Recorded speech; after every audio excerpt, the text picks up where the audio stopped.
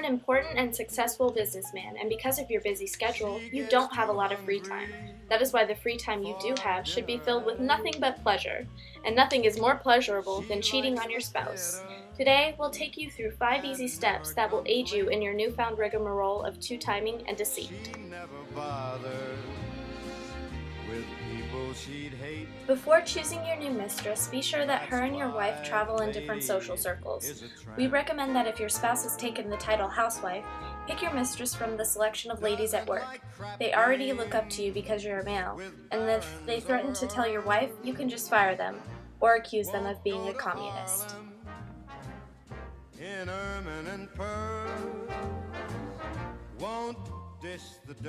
In the event that your partners meet, make sure your mistress has something to hide as well.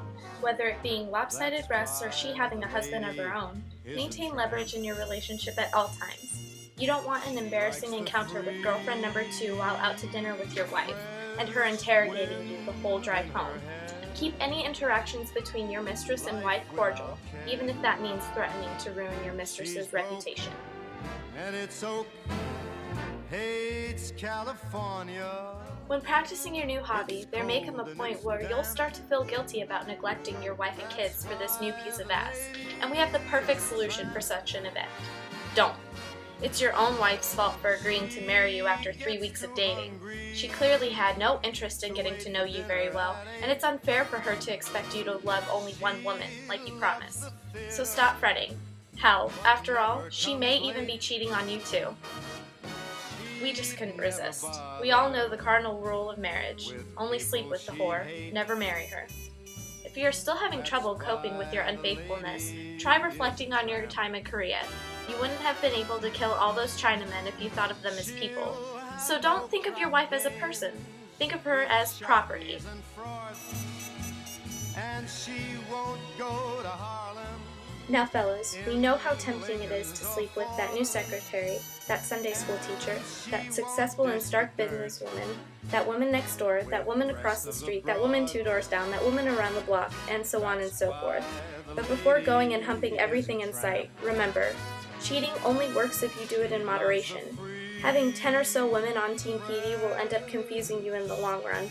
And let's face it, you will yell out one of the girls' names during sex, and it won't be the one you're sleeping with. So, take leisure in whoring. You know that you'll be done with your first mistress in 2 weeks anyways, so always stake out new options for when you are ready to upgrade to an unused model.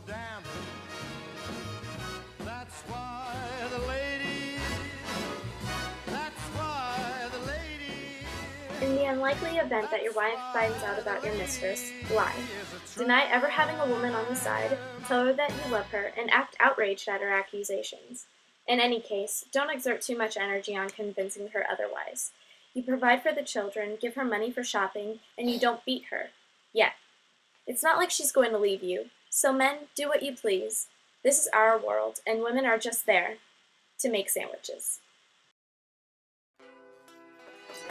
Yo, man. Yo. Open up, man. Yo, what you want, man? My girl just caught me. You made her catch you? I don't know how I let this happen. With who? The girl next door, you know?